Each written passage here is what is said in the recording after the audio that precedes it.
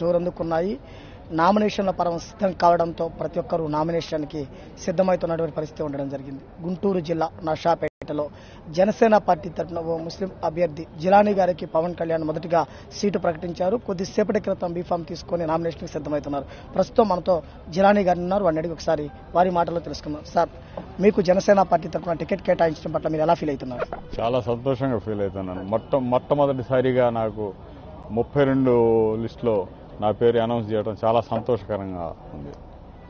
ఇప్పటి వరకు మీరు గతంలో అనేక రాజకీయ పార్టీలు రాజకీయ అనుభవం ఉంది కదా, ఇప్పటి వరకు రాజకీయాల్లో కొనసాగారు.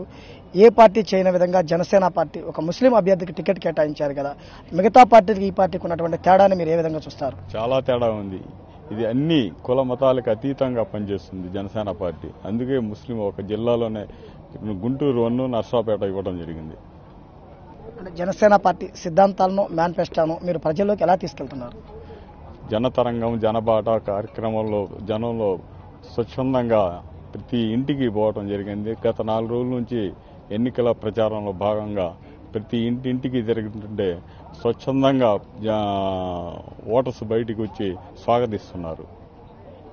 జనసేన పార్టీ కార్యకర్తలకు అభిమానులకు మీ అభిమానులకు ఎన్నికలకు ఏ విధంగా సిద్ధం కావాలని మీరు పిలుపునిస్తారు?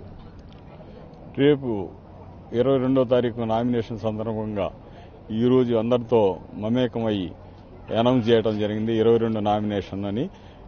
నామినేషన్ ప్రక్రియ అయిపోయినాక జనంలో దూసుకుని పోవడానికి సిద్ధంగా ఉన్నాం. జనసేన పార్టీ జెండా నర్సాపేటలో ఎగరేయడానికి అవకాశం ఉందా? 100% అవకాశం ఉంది.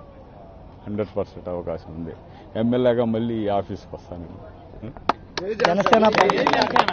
జనసేన పార్టీ సిద్ధాంతాలు మేనిఫెస్టోలో ప్రజల్లోకి తీసుకెళ్లడమే కాకుండా ప్రజల తరపున ఉండి ప్రజా సమస్యలపై పోరాడతాం, ఒక ముస్లిం అభ్యర్థిగా నాకు ఇచ్చిన అవకాశాన్ని సద్వినియోగం చేసుకుని అమరావతి అసెంబ్లీలో ముస్లిం అభ్యర్థిగా జనసేన పార్టీ ఎమ్మెల్యేగా అడుగు పెడతానంటూ కూడా జిలానీ గారు చెప్పడం జరుగుతుంది.